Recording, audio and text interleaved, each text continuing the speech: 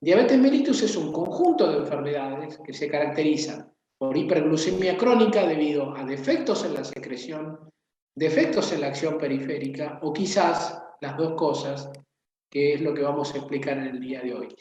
Estas enfermedades, muchas de ellas tienen base genética y dan básicamente lugar a anormalidades en el metabolismo de los hidratos de carbono, en las grasas y en las proteínas, ¿sí?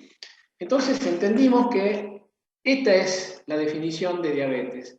Ahora hagamos, antes de meternos en la clasificación y en una breve reseña de su fisiopatología, hagamos una breve referencia a qué es diabetes. Básicamente, le voy adelantando, el 90% de las personas que sufren diabetes tienen la clasificación de diabetes tipo 2, y por eso cuando vamos a ver estas imágenes de diabetes en el mundo y diabetes en la Argentina, probablemente nos vamos a referir a diabetes tipo 2.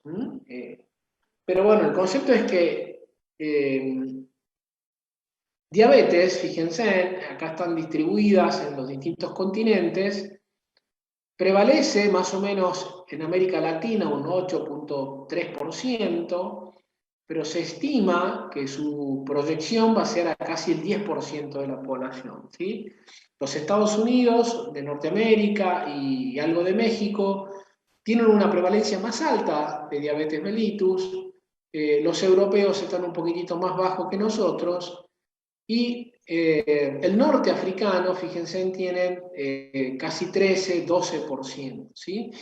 En algún momento se dijo erróneamente que estas enfermedades, sobre todo diabetes tipo 2, tenían que ver con países enriquecidos o con poblaciones enriquecidas, y eso ya prácticamente está dilucidado que no es así, ¿sí?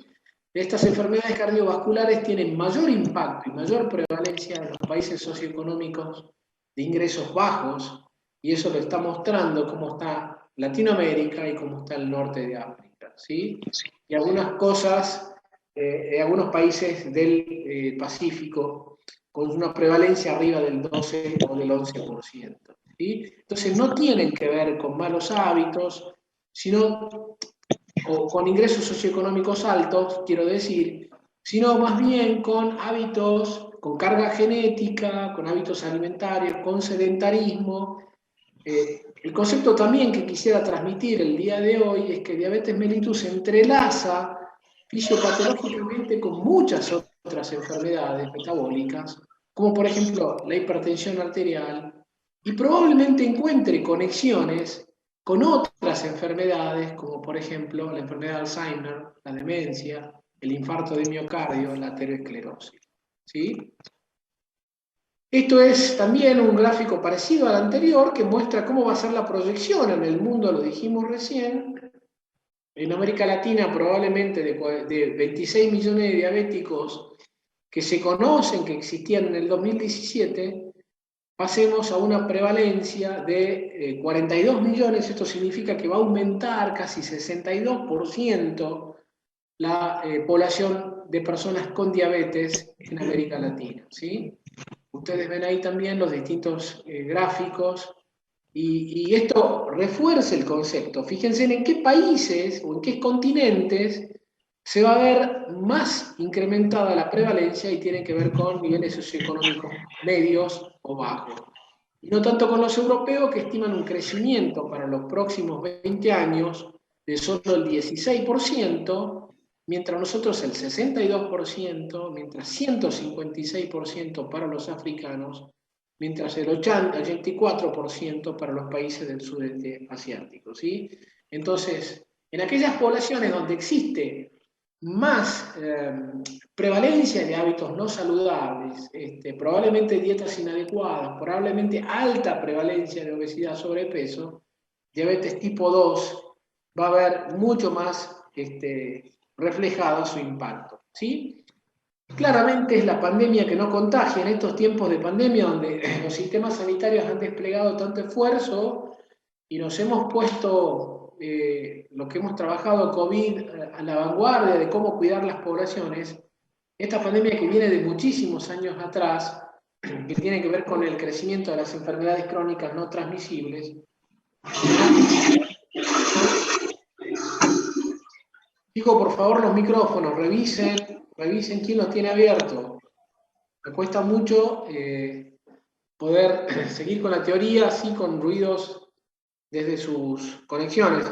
En Argentina, 1 de cada 10 personas mayor de 18 años tiene diabetes mellitus, y estos son los vínculos con estas enfermedades crónicas no transmisibles, porque decimos que 6 de cada 10 mayores, o sea, la prevalencia de obesidad, sobrepeso, a través de una fuente, que es la encuesta nacional de factores de riesgo, sostiene que 6 de cada 10 mayores de 18 años tienen sobrepeso, tienen obesidad, que es un factor de riesgo clave, como lo dice acá en la diapositiva, para el desarrollo de diabetes tipo 2.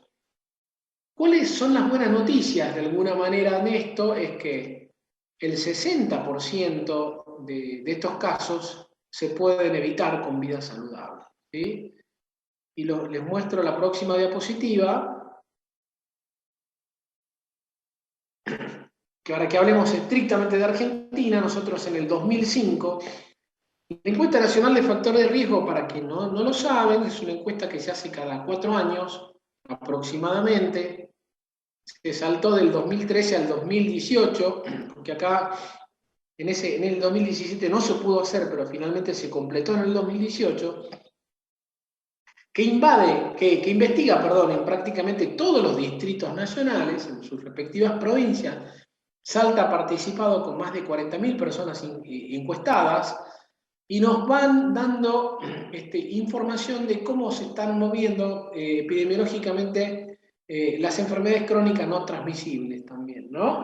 Básicamente está orientada a eso: cuál es la prevalencia de diabetes, cuál es la prevalencia de hipertensión, de sobrepeso, de actividad física, de dietas saludables, y se han ido incorporando incluso algo de traumas y otras enfermedades que no tienen que ver con la transmisibilidad, como el COVID. Y nosotros tenemos en el año 2005 una prevalencia de 8% de diabetes, a la última medición que fue casi el 12.7%. Fíjense en cómo aumentamos un 4% de prevalencia en solo 13 años, ¿sí? Y recuerden el gráfico anterior, creemos que América Latina va a aumentar en los próximos 20 años un 64% de prevalencia. Esto es muy, muy impactante, ¿sí? Dijimos 12% de diabetes, 61% de personas con exceso de peso, 64% de personas con baja actividad física o inactividad física. Dos componentes fuertemente asociados a diabetes tipo 2, cuáles son el exceso de peso y la baja actividad física, ¿sí? Bueno, ahora ya nos metamos un poquitito más sobre la clasificación, que es uno de los temas del día de hoy. Hay muchas clasificaciones, yo voy a traer esta es la que ustedes van a encontrar en la referencia de diabetes, en el capítulo de diabetes, quiero decir, de Farreras-Rossmann. La diabetes se clasifica en diabetes tipo 1. En la diabetes tipo 1 es la clásicamente definida como infanto-juvenil, o también llamada insulino dependiente, que se suele dar solamente en el 10% de los diabéticos, y que básicamente reconoce una patogenia autoinmune o idiopática. La autoinmunidad es bastante fuerte, porque las bases fisiopatológicas se centran en la destrucción de la célula beta, de los islotes beta, los islotes de Langerhans, que están contenidos en el páncreas endocrino, porque provocan, mediada esta destrucción por anticuerpos, los anti-GAD, por ejemplo, una deficiencia absoluta en la síntesis de insulina, ¿sí? Entonces, estas personas, habitualmente jóvenes, con edad de inicio de la diabetes, por lo general debajo de los 20 años, tienen que ver con una fuerte carga genética, con fenómenos autoinmunes, formación de anticuerpos anticélulas, islote de Langerhans, y destrucción de esos islotes con deficiencia absoluta. O sea, son personas que llamamos insulinopénicos. Recuerden que el sufijo penia en ciencias médicas tiene que ver con deficiencia, ¿no? Entonces la insulinopenia tiene que ver con deficiencia de la formación de insulina. Y estas personas tienden a la cetosis, lo vamos a explicar también por qué la formación. Recuerden ustedes que cuando no está garantizada la ruta metabólica, digamos, de los hidratos de carbono, la generación de energía se hace a través de la ruta de la cetosis, a través de la ruta de la beta oxidación o del consumo de ácidos grasos para la formación de energía. Bueno, esto, energía celular me refiero, esto pasa en los diabéticos tipo 1 que tienen tendencia a la cetosis, ¿sí? Diabetes tipo 2, bueno, vamos a destinar mucho de la clase de hoy para explicarlo, así que ahora no voy a decir mucho más. Es la diabetes no insulino dependiente, es la edad de inicio, generalmente después de los 40 años, fuertemente asociada a obesidad, sobrepeso y a sedentarismo. Tiene carga genética, sí, son de las llamadas herencias poligénicas. ¿Qué significa este concepto? Donde al factor genético necesito factores favorecedores para su desarrollo, ¿sí? O sea, a mi carga genética de mi papá diabético, yo necesito agregar generalmente factores favorecedores, que en estos casos son sobrepeso, obesidad y, digamos, sedentarismo, ¿sí? Acá lo que hay es al inicio una excesiva producción de insulina, pero básicamente el mecanismo central es los defectos en la acción periférica, ¿sí?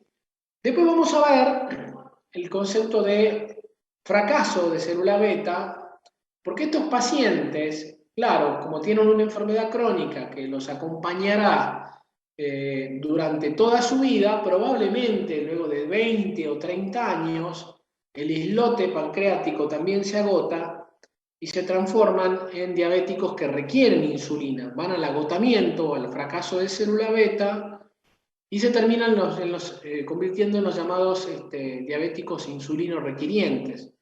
Pero los mecanismos iniciales de la diabetes tipo 2, recuerden, es la resistencia periférica a la acción de la insulina, ¿sí? Y hay otros tipos de diabetes, hay otros tipos. Las últimas clasificaciones ya sostienen que diabetes gestacional se va a separar y es una de las formas, eso lo muestro en la próxima diapositiva.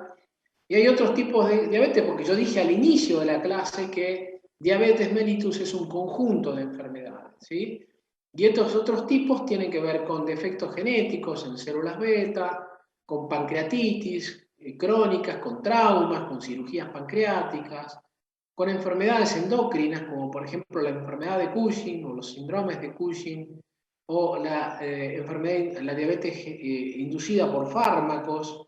Bueno, lo vemos acá, esta es otra de las clasificaciones, esta es mucho más moderna, que sostiene que diabetes tipo 1 tiene la diabetes tipo 1 mediada por autoinmunidad, que lo expliqué recién, o la diabetes de origen idiopático, ¿sí?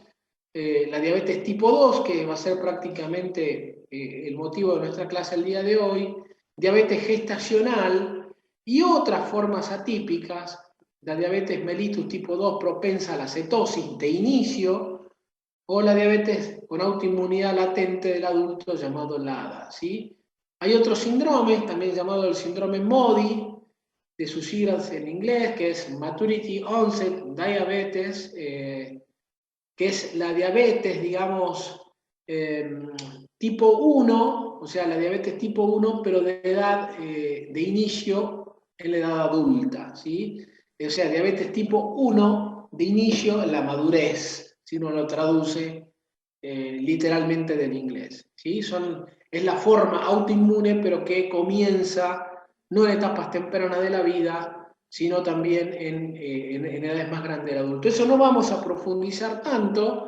A mí me gustaría que en la tarde de hoy, está mal puesto clasificación, perdón, en la tarde de hoy ustedes se centren en diabetes tipo 1 y diabetes tipo 2. Bueno, metámonos un poquitito entonces a hablar de este tipo. Yo lo dije recién, la diabetes tipo 1 es la diabetes producida por deficiencias en la formación de insulina. Esta deficiencia puede darse por defectos genéticos en la formación o por fenómenos autoinmunitarios que son los anticuerpos anticélula beta, ¿sí?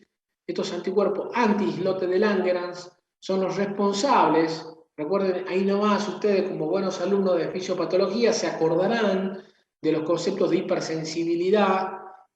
¿Se acuerdan cuál es el mecanismo o qué tipo de hipersensibilidad es la que está mediada por anticuerpos antimembranas celulares? A ver si hay alguno que se anima a responderme. ¿Cuál es?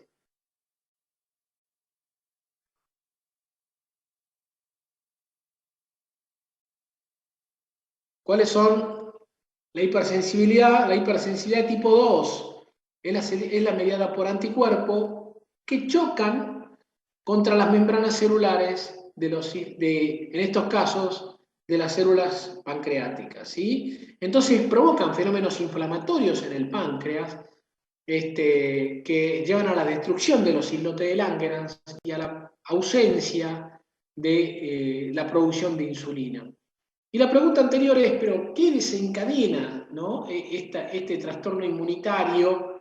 Y eso en muchos casos no está claro. Se hablan de efectos genéticos, se hablan probablemente de fenómenos postvirales.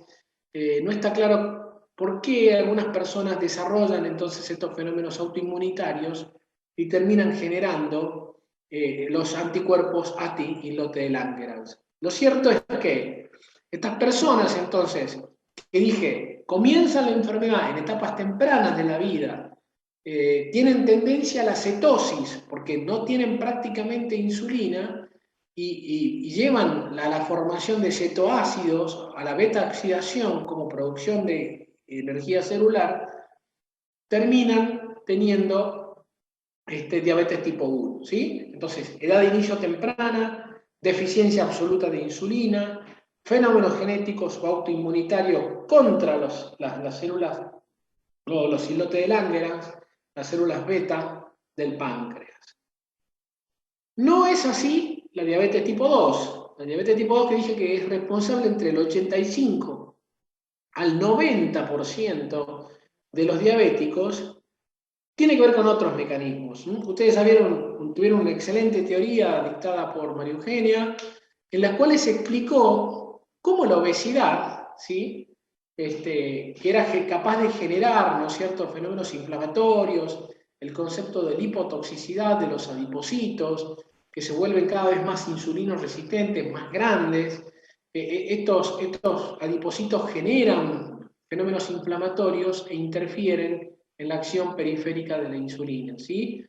Tiene una fuerte asociación, prácticamente el componente obesidad está presente casi en el 80% de los diabéticos tipo 2, y tienen que ver cuáles son los mecanismos fisiopatogénicos. Bueno, la resistencia, lo dije recién, a la acción periférica de la insulina, a la alteración también de la secreción de la insulina, y al incremento de la producción hepática, tanto en ayuno como post-ingesta.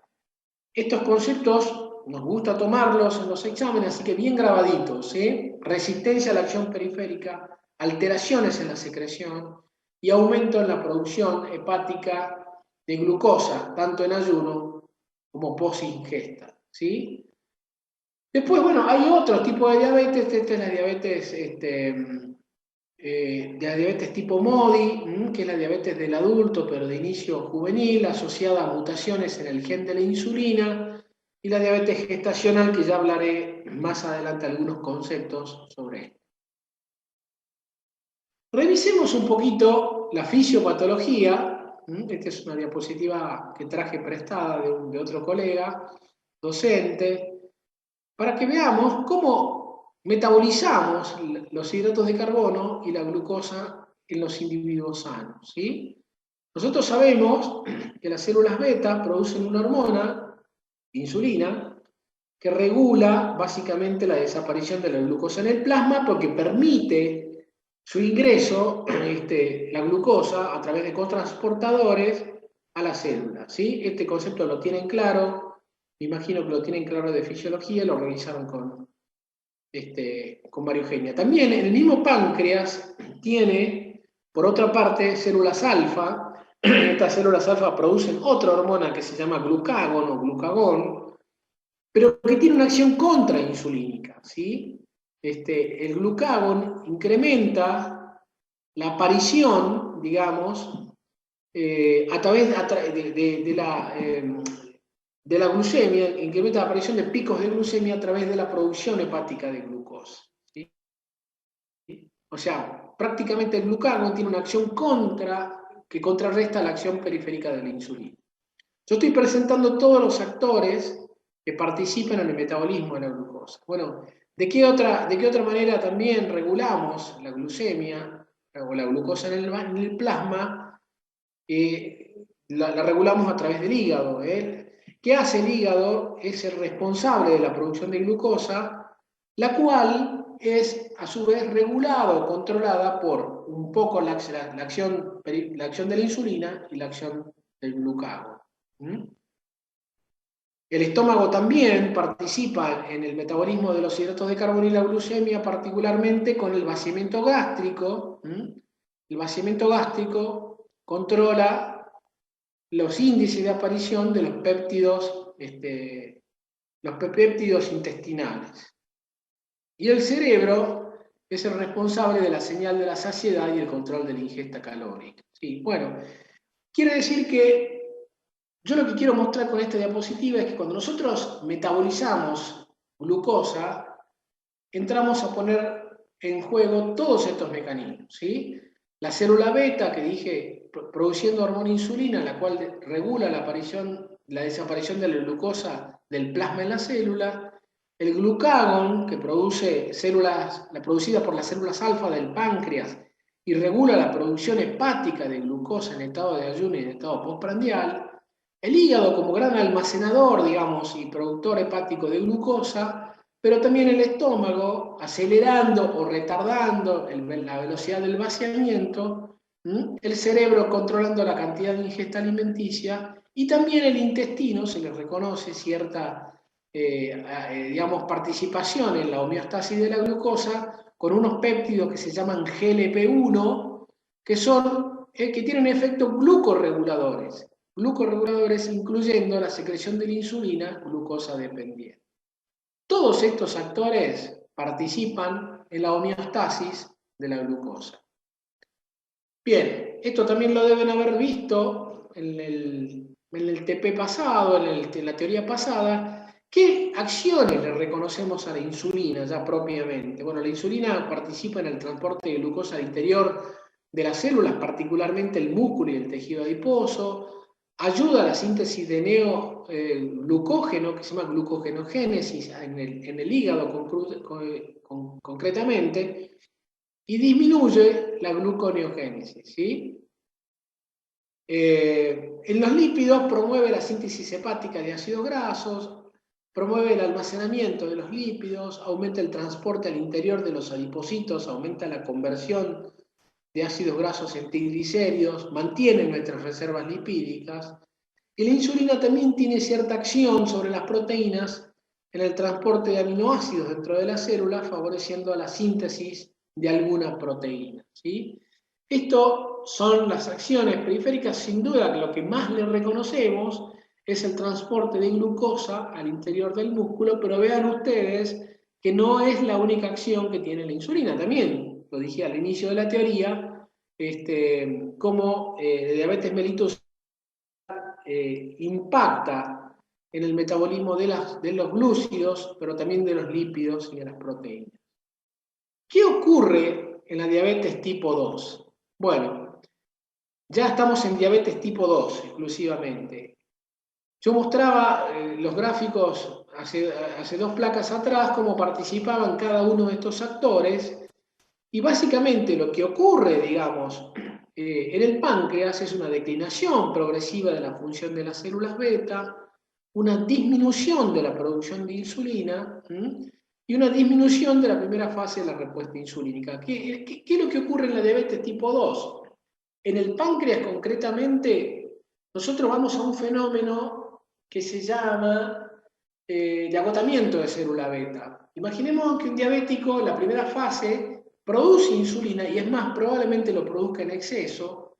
Ese fenómeno se llama hiperinsulinismo, está fuertemente ligado a la obesidad, lo vieron también en la teoría pasada. El hiperinsulinismo es una respuesta de alguna manera secundaria a las deficiencias de la acción periférica de la insulina, pero cuando esto se traslada en años, sabiendo que la diabetes es una enfermedad que acompaña, digamos, a las personas diabéticas a lo largo de muchos años de su vida, el páncreas camina a una declinación progresiva de la función de las células beta, produciendo básicamente un agotamiento y una disminución de la producción de la insulina, ¿sí? También, ¿qué ocurre a nivel del glucagón? El glucagón dijimos que es una hormona contrarreguladora que aumenta por lo general la liberación hepática de la glucosa. El glucagón en los diabéticos tipo 2, nosotros vamos a ver un aumento desmedido, sobre todo después de las ingestas, que se llama aumento postprandial del glucagón, que aumenta la liberación de glucosa, pero desde el hígado, ¿sí? Bueno, la resistencia a la insulina es algo que vamos a dedicarle bastantes diapositivas y son las que vienen. Ustedes ya vieron algo de esto también en el práctico pasado, cómo la acción periférica de la insulina encuentra mucha resistencia, sobre todo en estos dos tejidos, en el músculo y en el tejido graso. Entonces, al tener la acción periférica con resistencia y al no permitir el ingreso de la glucosa hacia la célula, las personas terminan teniendo hiperglucemia, ¿sí? Bueno, el hígado también lamentablemente aumenta la producción hepática de glucosa, probablemente mediado o regulado por el glucagón. Hay una velocidad acelerada del vaciamiento gástrico, hay disminución de la saciedad y efecto disminuido del GLP-1, que son los péptidos intestinales, ¿sí? Esto es básicamente la fisiopatología de la diabetes tipo 2. Lo vamos a explicar un poco más detalladamente, el fenómeno de insulinoresistencia y agotamiento de célula beta. Pero cuando ocurre la fisiopatología de diabetes tipo 2, entendamos que los fenómenos no solamente tienen que ver con disminución en su producción y resistencia periférica, sino también con aumento postprandial e incremento de la producción hepática de glucosa, ¿sí? Y con efecto disminuido de los péptidos intestinales, que es el GLP-1. ¿Qué es lo que se conoce? Se dice que la historia natural de la disfunción de la célula beta, probablemente el fracaso de la célula beta ocurre mucho antes en la historia natural de la diabetes tipo 2 y es mucho más severo de lo que nosotros lo apreciamos. Quiere decir que una persona, mucho antes de que presente clínicamente complicaciones en su diabetes, probablemente ya esté a nivel del páncreas desarrollando un fracaso de célula beta mucho antes de que se exprese clínicamente, ¿sí? Esto es lo que ocurre, lo que se conoce como el término de insulinodeficiencia, uno de los factores centrales en la etiopatogenia de la tipo 2, que es la capacidad reducida de las células beta, la capacidad reducida de células beta a secretar insulina en respuesta a la hiperglucemia. Bueno, y esta diapositiva un poquito animada. ¿Por qué existe disfunción de células beta? La disfunción de células beta tiene alguna de estas explicaciones. Lo dije con la edad, a medida que los diabéticos aumentan los años, digamos, de carga de la enfermedad, a medida que van transitando la enfermedad, sin duda, caminan al agotamiento de la secreción de insulina por parte de los islotes de Langerhans, los fenómenos de insulinoresistencia que recientemente mencioné, pero también hay otros actores que ustedes vieron, que es los fenómenos de los ácidos grasos libres con su fenómeno de lipotoxicidad, que aumentan aún más esta disfunción. Recuerden que uno de los órganos infiltrados, por favor, con los micrófonos, uno de los órganos infiltrados. Atrás.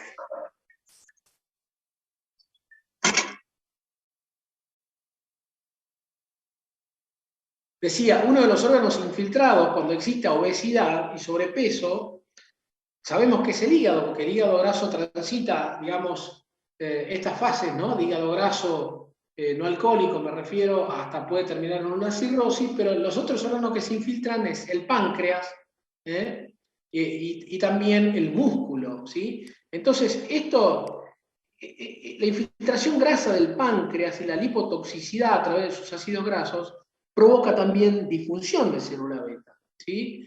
Como también se han descrito depósitos de péptidos amiloides y un fenómeno de glucotoxicidad directa, porque, a ver, la hiperglucemia genera metabolitos, y este fenómeno de los metabolitos que tienen que ver con el sorbitol, y que vamos a explicar mucho más detalladamente el práctico que viene, cuando vayamos a explicar de qué manera la diabetes descontrolada genera complicaciones crónicas, ¿sí? Estos metabolitos, digamos, derivados de la glucotoxicidad, generan daño en las membranas y también generan disfunción de célula beta, ¿sí? Entonces la disfunción de la célula beta tiene que ver con muchos fenómenos: edad, carga genética, resistencia periférica, infiltración grasa del páncreas, lipotoxicidad, glucotoxicidad y depósitos de péptidos amiloides. No sé si, a ver, vamos a avanzar un poquitito más sobre la fisiopatología de la insulinoresistencia. La insulinoresistencia está fuertemente presente en los diabéticos tipo 2. Casi el 80% los tienen. Dije, hay fuerte asociación con obesidad, sobrepeso. Pero ¿por qué tiene sentido buscarla? Y quizás tenga sentido buscarla mucho antes que estas personas se conviertan en diabéticos, cuando están en síndrome metabólico, como lo deben haber explicado el práctico pasado con María Eugenia, ¿sí? Porque por solo ser portadores del síndrome metabólico ya tienen el riesgo duplicado de eventos cardíacos, y mucho más si no son diabéticos. Una persona con diabetes mellitus tiene 3 veces más el riesgo de padecer infarto de miocardio que aquel que no la tiene, y ya entonces los fenómenos de insulinoresistencia serían responsables de la mitad de los eventos miocárdicos, como por ejemplo los infartos de miocardio, ¿sí? Entonces la insulinoresistencia debe ser reconocida. Sería conveniente ser reconocida en las fases iniciales, antes de que incluso las personas se conviertan en diabéticos, porque somos capaces, yo dije, un 60% de estas personas pueden modificar su riesgo con modificaciones sustanciales en su peso, con modificaciones sustanciales en sus hábitos de vida, ¿sí? Vamos a avanzar un poco más. Bueno, este concepto lo venimos reiterando: el 90% de los diabéticos tienen algún grado de obesidad y sobrepeso. La obesidad es clave en la epidemia de diabetes mellitus. El riesgo de desarrollar diabetes se incrementa notablemente cuando una persona aumenta su peso. Y dije que entre un 50 a un 60% este riesgo puede ser eliminado si ese aumento de peso es prevenido, ¿no? Entonces, a veces el peso corporal ayuda. Bueno, esta diapo que también la tomé prestada de otro colega, sí ayuda si seré un luchador de sumo, o como es el caso de la foto, pero lo más probable es que la mayoría de las veces mi aumento corporal de peso no me ayude y me perjudique, y me lleve probablemente a los fenómenos de insulinoresistencia, hiperinsulinismo, ¿sí? Aumento del vaciamiento, digamos, de la carga glucosa que tiene el hígado, y el desarrollo de diabetes mellitus tipo 2. ¿Sí? ¿Por qué? ¿De qué manera? Porque los diabéticos tienen este fenómeno de grasa ectópica. Fíjense en este notable abdomen. Probablemente acá hay depósitos, tanto a nivel de la grasa abdominal, pero también infiltración grasa del músculo, infiltración grasa del páncreas y del hígado.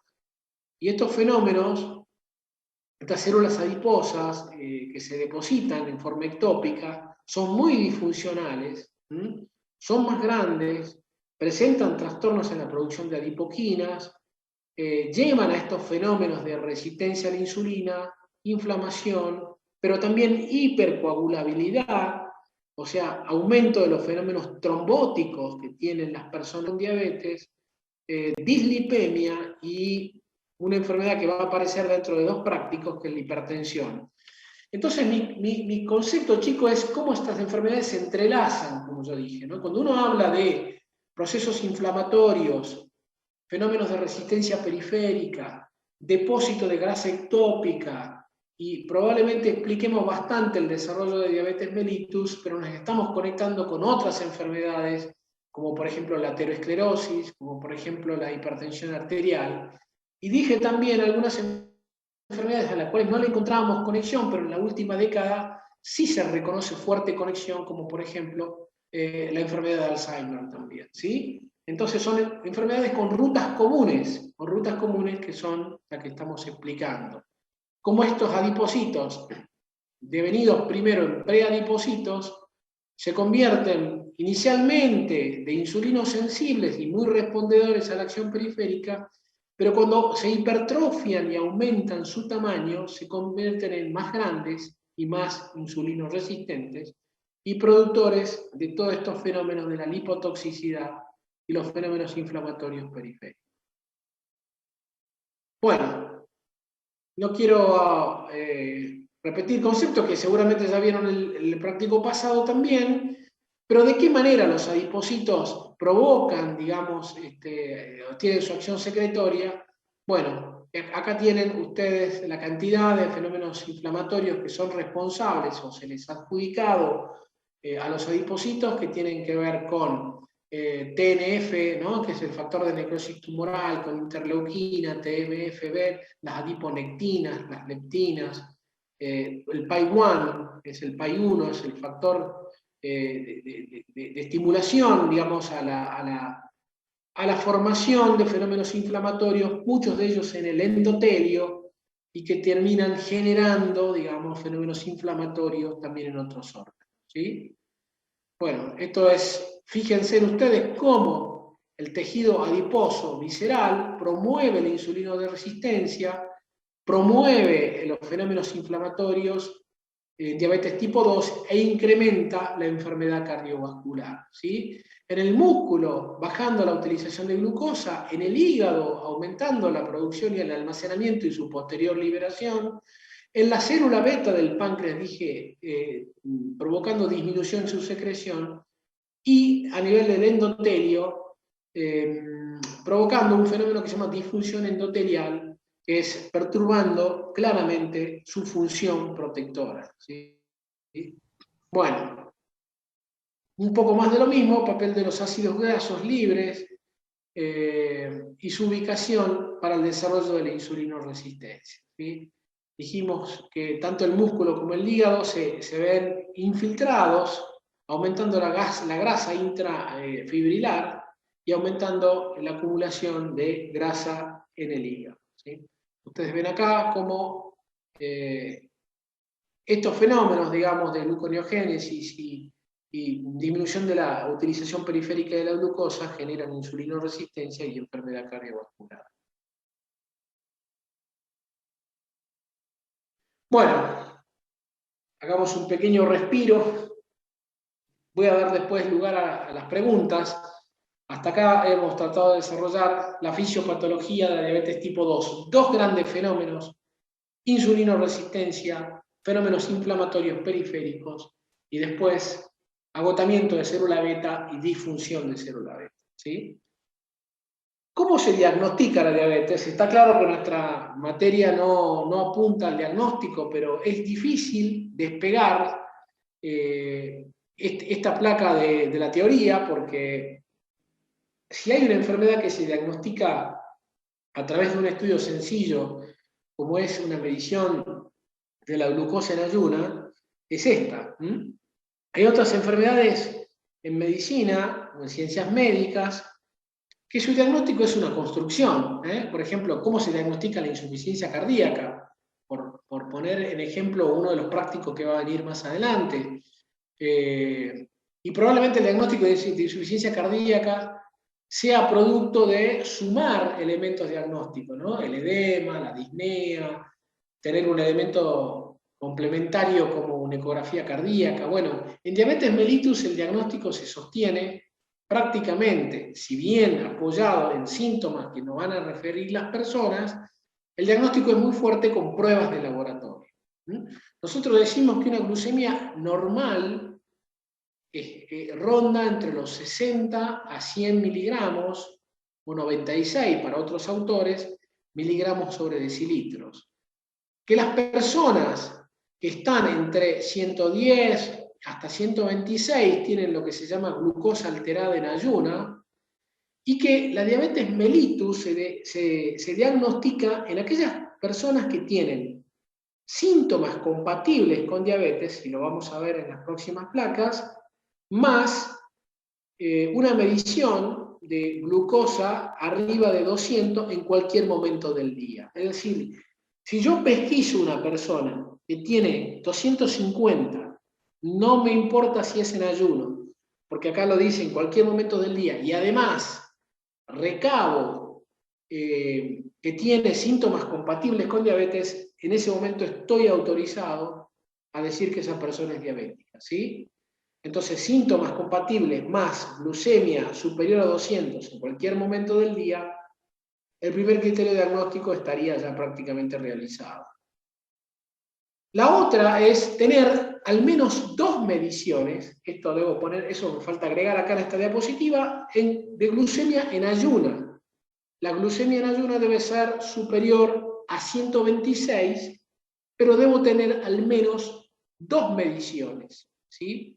De 126. Es decir, si yo en mi futuro desempeño clínico encuentro una persona que me acerca un análisis, no tiene 200, pero tiene 146, lo que voy a sugerirle fuertemente es repítase esta glucemia, porque tiene una glucemia alterada en ayuno, y yo necesito al menos 2 mediciones para definirla como diabética, ¿sí? Y la tercera sería hacer una prueba de sobrecarga oral a la glucosa, y esa prueba de sobrecarga oral me dice que debo tener una glucemia superior a 200, luego de haber sometido a esa persona a una prueba de sobrecarga oral. Esa prueba de sobrecarga es hacerle beber una alta concentración, 65 gramos, de azúcares, y medirle a la hora y fundamentalmente a las 2 horas de la ingesta, para ver si responde, digamos, sus mecanismos contrarreguladores, ¿sí? Es decir, si puede esa persona metabolizar los azúcares ingeridos, y si no lo puede hacer y tiene una glucemia superior a 200 luego de una sobrecarga oral, también podré afirmar que esa persona tiene diabetes mellitus. Ustedes encontrarán quizás en otros textos que la cuarta prueba podría ser medirle una hemoglobina glicosilada. Hemoglobina glicosilada que es resistida por algunas sociedades porque requiere una calibración estándar. Las personas que tienen hemoglobina glicosilada arriba de 6.5 pueden también ser definidas como diabetes, una clasificación todavía no del todo aceptada porque requiere cierta calibración de los equipos y una normatización, digamos, en los laboratorios para que todos podamos medir lo mismo, ¿sí? Pero estos serían los criterios diagnósticos. Entonces, glucemia en cualquier momento del día arriba de 200 más síntomas compatibles, 2 mediciones arriba de 126, obviamente separadas en un lapso breve de tiempo, o una glucemia superior a 200 en personas que han sido expuestas a una sobrecarga oral de la glucosa. ¿Cómo puede presentarse la diabetes mellitus? La diabetes mellitus puede tener una presentación metabólica, ¿sí? La presentación metabólica es habitualmente típica de la diabetes tipo 1, generalmente con inicio brusco. Las personas suelen referir pérdida de peso. ¿Por qué refieren pérdida de peso? Porque al estar insulinopénicos consumen tanto grasa corporal como proteínas, o sea, al no poder generar energía a través de la glucosa, se activan otras rutas metabólicas, por eso yo lo vengo diciendo, la beta-oxidación a través de la generación de cuerpos cetónicos, pero también utilización, digamos, generación de energía a través de las rutas de las proteínas, y estas personas pierden peso en ese sentido.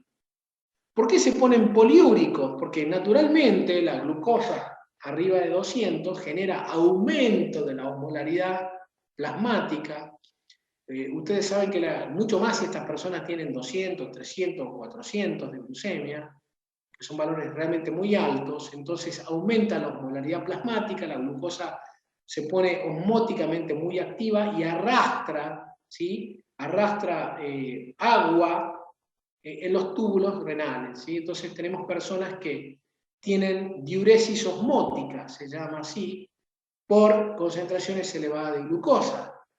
Naturalmente, si yo pierdo agua, aumentará mi percepción de la sed, y son personas que tienen polidipsia, o sea, tratan de alguna manera de reponer la pérdida de agua corporal con el incremento del agua, de beber agua, y también tienen astenia. Los pacientes diabéticos descompensados suelen estar bastante asténicos porque, a ver, astenia es fatigados, cansados. Hay que vivir con hiperosmolaridad, hay que vivir con pérdida de peso, hay que vivir con fenómenos tipo poliúricas y polidipsias, ¿sí? Y suelen estar nauseosos o a veces con cuadros digestivos tipo náuseas o diarrea. Naturalmente pueden llegar a la cetosis, más aún si es la diabetes tipo 1, que tiene prácticamente ausencia de la producción de insulina. Y la presentación no metabólica está dada por fenómenos asociados, ¿sí? O por complicaciones, como dice acá la placa, en órganos blancos. Las complicaciones son un diabético que tiene su debut diabético con un infarto, es decir, él llega con un dolor de pecho, pero cuando le hacemos prácticas de laboratorio encontramos que tiene 250.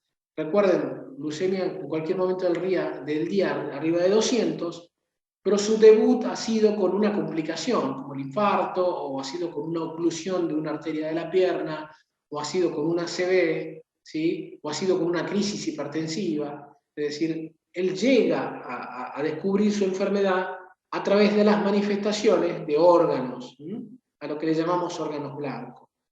Esto es una discusión de mucho tiempo, si los diabéticos tienen más chances a las infecciones o no. Hay opiniones divididas, hay algunos que dicen que sí, con fenómenos de cicatrización, hay otros que dicen que los incrementos no es tan fuerte, pero esto se sigue sosteniendo, el incremento del riesgo de infecciones de los diabéticos, o también uno puede a veces descubrirlo de manera sintomática. Esto es, personas que llegan a la consulta con la idea de hacerse un examen general, un examen preventivo, el famoso chequeo, y uno les encuentra una glucemia de 130, los vuelve a repetir y tenemos ya 2 determinaciones arriba de 126. Bueno, hay muchos tipos. Entonces, ¿cuáles son nuestras conclusiones? ¿Sí? Diabetes mellitus es un grupo de enfermedades, aunque hayamos dado muchísimo tiempo a explicar diabetes tipo 2, que es el 90%. Recuerden que es un grupo de enfermedades que se caracterizan por hiperglucemia crónica y que comparten la base de deficiencias en la acción periférica o deficiencias en la formación y la síntesis, ¿sí? Hay muchos factores que originan diabetes tipo 2. La diabetes tipo 2 particularmente es muy compleja y comprende múltiples actores. Básicamente 2 fenómenos muy marcados, que es la acción periférica y el agotamiento de célula beta, pero también participan otros factores que tienen que ver con la regulación de la homeostasis, y lo nombré al glucagón, nombré también la participación de la corteza, nombré también la participación de péptidos intestinales llamados GLP-1, y llamé también la atención de la participación del hígado, probablemente regulado por glucagón, aumentando la liberación periférica de glucosa, ¿sí? Así que bueno, voy a dejar de compartir y voy a dar lugar a las preguntas. Recording stopped.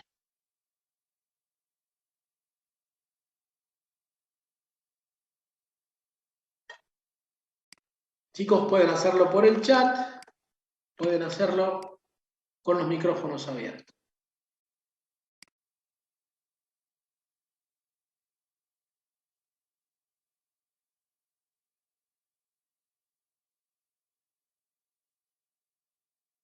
O he sido muy claro o no me entendieron nada. Siempre es la disyuntiva que nos genera cuando no hay preguntas de los alumnos.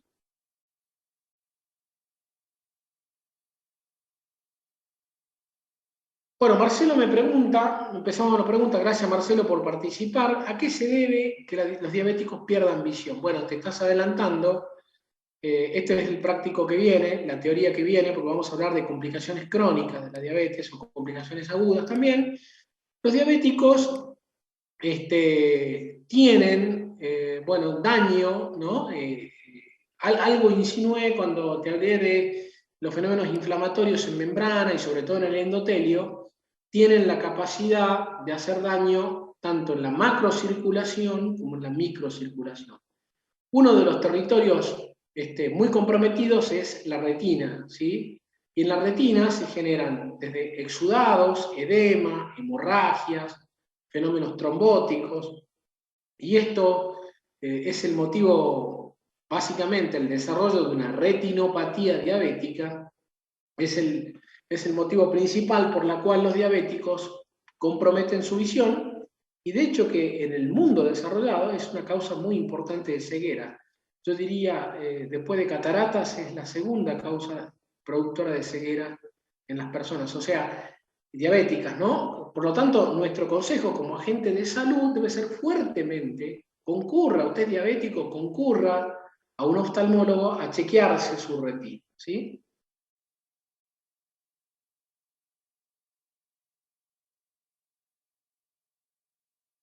¿Alguna pregunta? ¿Han entendido los fenómenos fisiopatológicos para el desarrollo de diabetes tipo 1 y posteriormente tipo 2?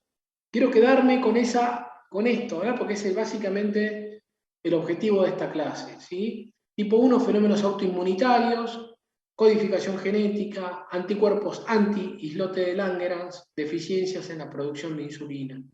Tipo 2, fenómenos inflamatorios que alteran la utilización de la insulina periférica y fenómenos de agotamiento del islote de célula beta.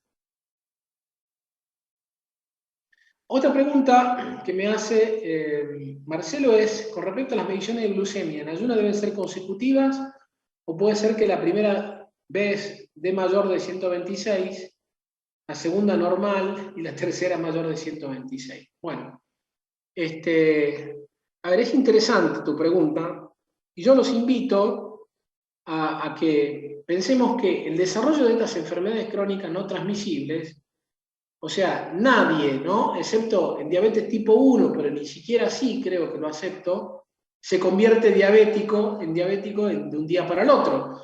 A veces uno recoge de la población general, pero nosotros no somos población general, nosotros somos alumnos que nos estamos formando en ciencias médicas. Por ahí la gente dice, y se convirtió en diabético de un día para el otro, ¿no? O sea, ustedes imagínense esos fenómenos más en diabetes tipo 2 que yo expliqué, fenómenos de resistencia periférica, lipotoxicidad, glucotoxicidad, obesidad, resistencia periférica a la insulina, no pueden ser desarrollados de un día para el otro.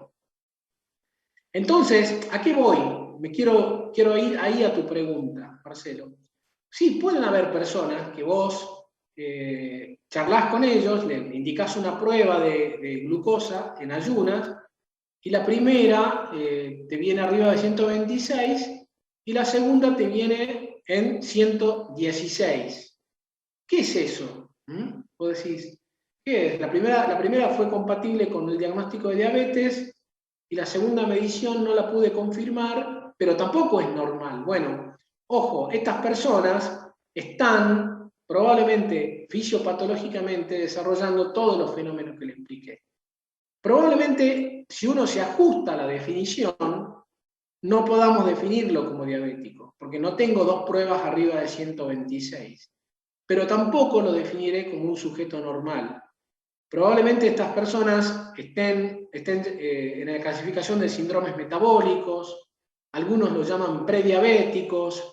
Esta definición de prediabéticos también tiene su resistencia por otros autores, porque el concepto prediabetes sostiene que sí o sí va a ser diabético. El que es pre, en algún momento será diabético. Muchas de estas personas se quedan muchos años en esta fase, O sea, que se quedan con glucemia alterada en ayunas, se quedan con el concepto que se llama disglicemia, y viven así bastante tiempo hasta que, bueno, pueden o no convertirse en diabéticos, ¿sí? Pero claramente, entre la teoría pasada y esta, ustedes tienen el concepto que estas personas ya tienen que tener un abordaje, porque tanto el síndrome metabólico, que reconoce una glucemia elevada arriba de 110, o la glucemia, digamos, alterada en ayuno, de por sí ya les aumenta el riesgo cardiovascular, ¿sí? Bueno, después alguien me vuelve, a ver, me fui bastante con esa pregunta y voy a tratar de leer las preguntas que se fueron generando mientras explicaba. ¿El glucagón puede generar algún tipo de pico de glucemia por estar en ayuno? Bueno, el glucagón no es una hormona, no es el malo de la película. El glucagón es una hormona contrarreguladora, por supuesto. No sé, yo estoy básicamente sin comer nada desde el mediodía, ¿sí? Entonces ahora expliqué, le puse pilas, hablé y probablemente necesité energía, algunos de ustedes también. Yo la veo acá, Carla, que prendió su camarita, la veo tomando mate, no sé si acompañó su mate con alguna, pero capaz que Carla también tiene bastantes horas de ayuno y ella tiene que liberar el glucosa porque está haciendo una actividad metabólica, su cerebro necesita glucosa, entonces el glucagón sí, probablemente hayamos liberado ambos glucagón, y el glucagón lo que hizo es aumentar la liberación de glucosa por parte del hígado, ¿sí? Entonces puede provocar un pico, es poco probable que lo provoque, tanto como pico no, pero son unas hormonas que necesitamos para contrarregular la acción periférica de la insulina, ¿sí? Y para provocar liberación de glucosa en situaciones de ayuno. Eso básicamente hace el glucagón, ¿sí? Entonces aumenta la glucogenolisis, es decir, aumenta la lisis de glucógeno hepática y la libera al torrente sanguíneo, ¿sí? Entonces, no, es poco probable que origine picos, pero sí va a regular la liberación periférica a partir de órganos de almacenamiento. ¿La diabetes puede que se asocie con complicaciones agudas? Sí, claramente. La diabetes puede tener complicaciones agudas. Se adelantan, chicos, se forma parte del práctico que viene. La diabetes mellitus puede originar complicaciones agudas y muy graves. La cetoacidosis, un estado hiperosmolar o hipoglucemias, que son básicamente las tres grandes complicaciones agudas, ¿sí? Pero eso lo vemos en el práctico que viene, no se lo pierdan, pasamos el chivito, un chivo para ver complicaciones agudas y crónicas, que es la próxima teoría. Bueno, alguien me pide que explique los mecanismos fisiopatológicos de la resistencia a la insulina. Santiago, eso básicamente fue todo, le dediqué bastante el día de hoy a explicar los fenómenos periféricos, ¿sí? Te voy a invitar que yo voy a subir esta teoría entonces para que la vuelvas a escuchar. No quiero evadir tu pregunta, pero sería prácticamente volver a darla de vuelta. Pero ¿cuáles son los mecanismos fisiopatológicos de la resistencia a la insulina?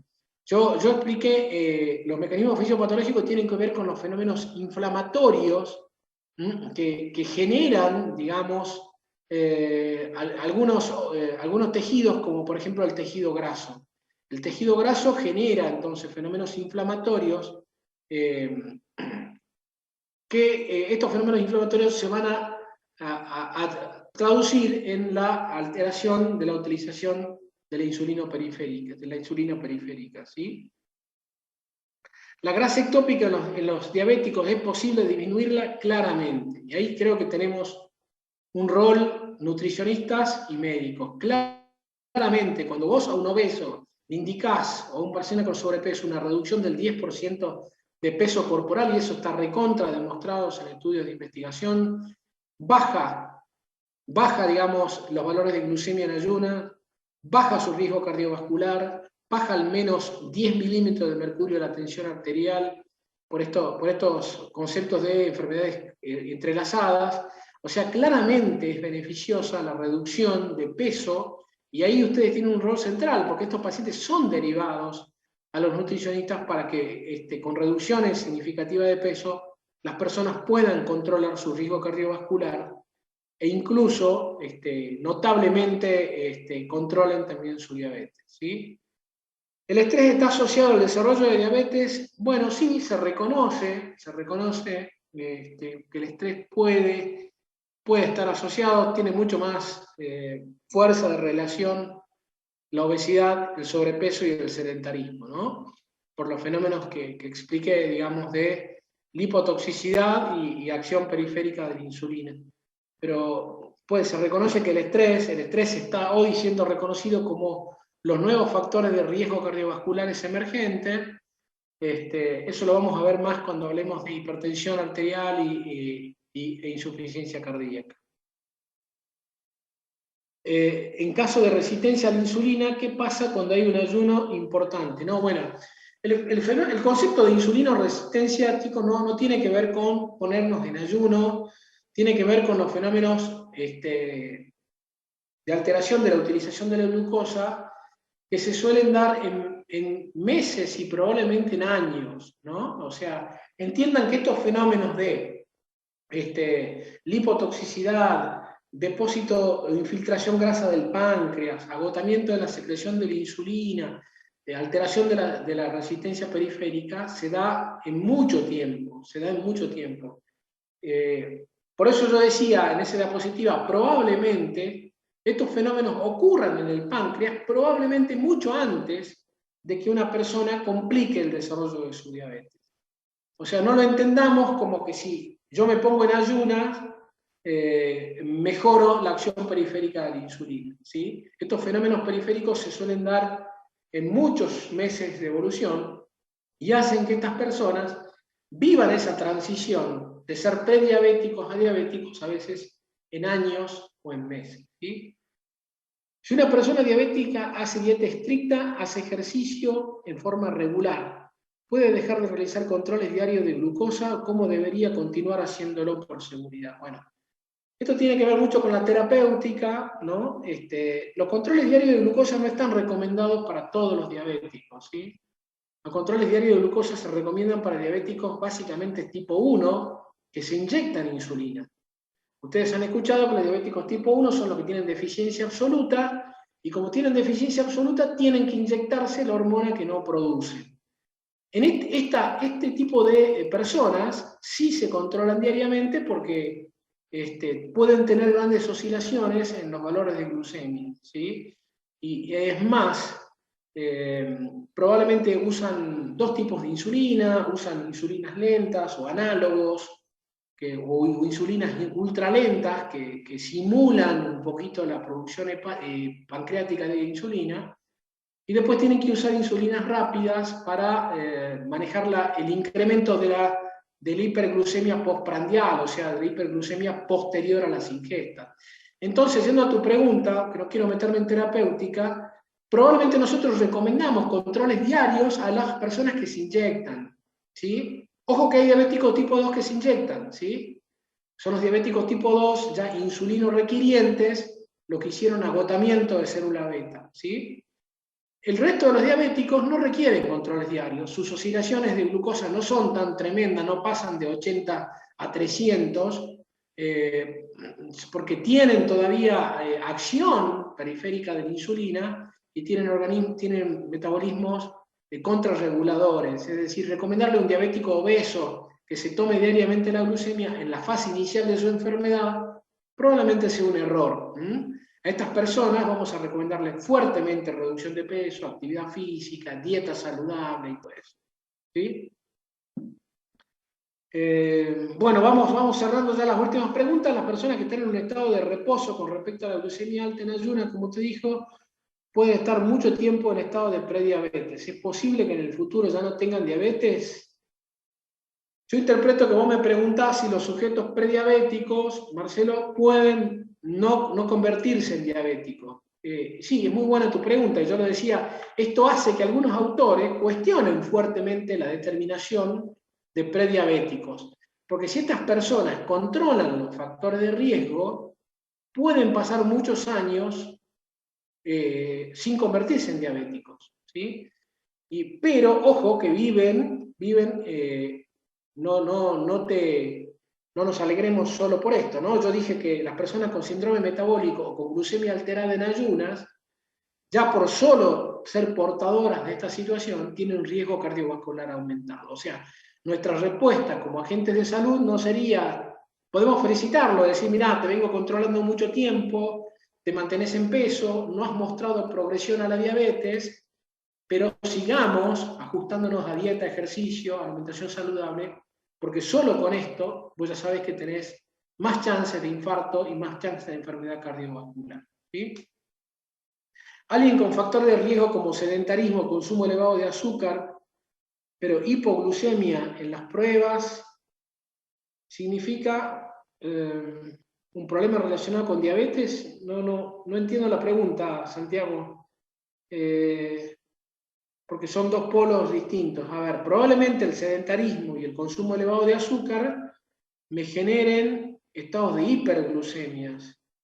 No veo de qué manera podamos hacer hipoglucemia. No, es que probablemente sean fenómenos muy difíciles de interpretar. Una persona que tiene sobrepeso y que tiene sedentarismo y además fuma y además es un hipertenso, porque en la vida real estos pacientes son así, no nos vienen diabéticos solamente. Además tienen hipertensión, además tienen un poquito de gota, además tienen enfermedad renal. Es muy poco probable que tengan bajos niveles de azúcar, todo lo contrario. Si hacen hipoglucemias, la causa principal de hipoglucemia, y te estás adelantando a la teoría de la semana que viene, suelen ser las consecuencias del tratamiento, ¿sí? O sea, si hacen hipoglucemia, si están tratados, yo me plantearía si no estoy con exceso de medicación, ¿sí? O también no me plantearía si no estoy con dietas muy restrictivas, ¿sí? Pero si una persona que venía con hiperglucemia me hace hipo, a mí me llevaría a preguntarme estas cosas, ¿no? Bueno, chicos, se liberaron con las preguntas, me encanta, me ponen el desafío de responderla. No siempre tengo la respuesta, a veces ustedes hacen algunas preguntas que debo ir a machetear, pero bueno, creo que ha sido una teoría, digamos, más que nada hablando de generalidades. Recuerden, el 90% de los diabéticos son tipo 2, y ya yendo a la materia, a mí me va a interesar que ustedes conozcan fuertemente la fisiopatología de la tipo 1, conozcan la fisiopatología de tipo 2, que sepan su clasificación y que sepan su diagnóstico, ¿sí? Porque el diagnóstico de diabetes se sostiene en pruebas como la glucosa en ayunas, como la sobrecarga oral a la glucosa, o como una determinación al azar arriba de 200. Entonces, si bien ustedes tienen mucho para avanzar y probablemente en otra materia van a afianzar más los criterios de diagnóstico de diabetes, esta es una enfermedad que es muy difícil despegar el diagnóstico de su fisiopatología, ¿sí? Entonces, digamos, cuando uno analiza esta enfermedad, es imposible no hablar de criterios diagnósticos a la misma vez de su proceso fisiopatológico. Profe. Bueno, los dejo. Profe. ¿Alguna pregunta más?